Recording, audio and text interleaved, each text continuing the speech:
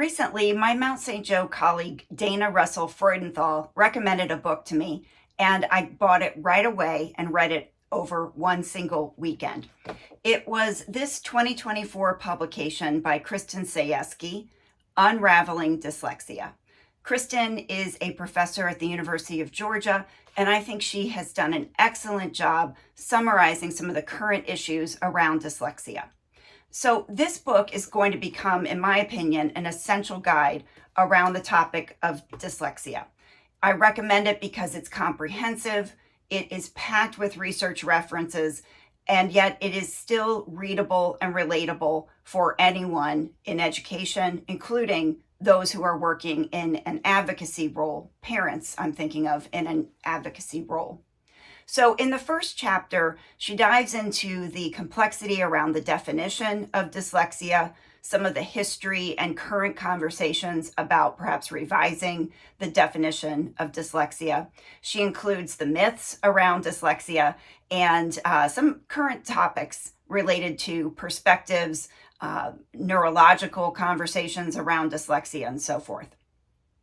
There is an excellent chapter that follows around why learning to read in English is so difficult. And that's followed by what I think is the best summary of the history of teaching reading in the United States that I have seen in a really long time, perhaps ever. The biggest takeaway for me was what I think she nailed in this chapter is the inherent contradiction in the progressive philosophy of education that proposes that teachers should be experts, that teachers should trust their judgment, they should go with their gut, they're always right, even if their gut contradicts any form of assessment data about students.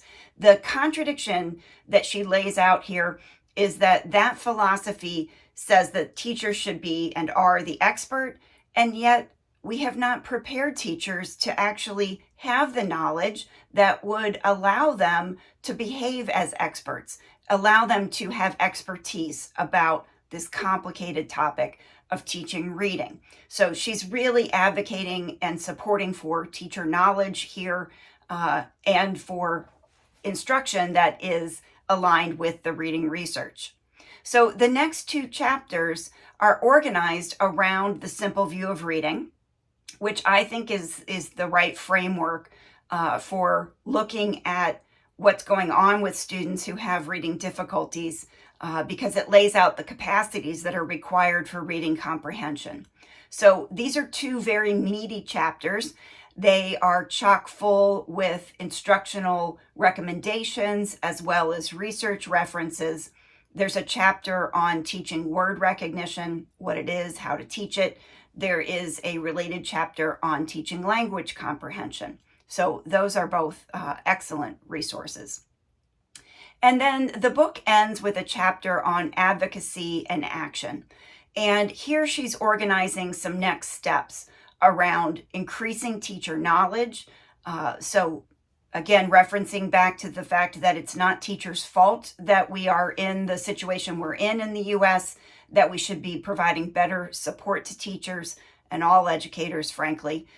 She goes into a section on universal screening and how that action is one of the best steps that districts can take to identify students who are at risk for reading difficulties. And then there's a section on the importance of early intervention, why that's important for all students, and especially for students with reading disabilities like dyslexia. The only small beef that I have with the book is that she includes a section here on response to intervention. And there's nothing wrong or inaccurate about that section or the information there. It's just that, as you all probably know, I like to position reading difficulties and dyslexia within a broader framework of multi-tiered systems of support, or MTSS. And response to intervention is a small piece of that, but I think if we're not looking at the science of reading within an MTSS framework, then we're missing an opportunity to organize the structures and implement what's in the reading research in a way that actually gets put into practice. We have to view those topics, I think, as systems change, as strategic planning within districts, so that it's not just thought about as a one and done kind of activity. So I think this book is really perfect for all educators, especially administrators. I think it would be an excellent text to use in a graduate program for administrators, to use in a graduate program for, let's say, a reading endorsement, somebody who's studying to become a reading specialist or a literacy specialist. Graduate programs for speech language pathologists could use this text. Programs for school psychologists, this would be a great text for them to use. And if you are in the role of parent advocacy or advocacy, even if you're not a parent of a struggling reader, and you're sort of doing a deep dive into reading, this text would be a really great summary, overview, introduction. Those terms don't really get at the depth of the information that's here, but it's comprehensive, I guess, is what I'm trying to relay.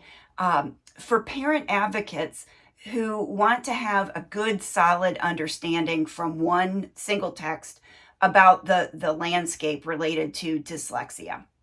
This would be an excellent resource for folks. So let me know what you think. Comment below if you've read this book. Share your thoughts, your reactions to the book. If my review of the book has caused you to want to read the book, comment below, let me know that. And I hope you will take a look at Unraveling Dyslexia.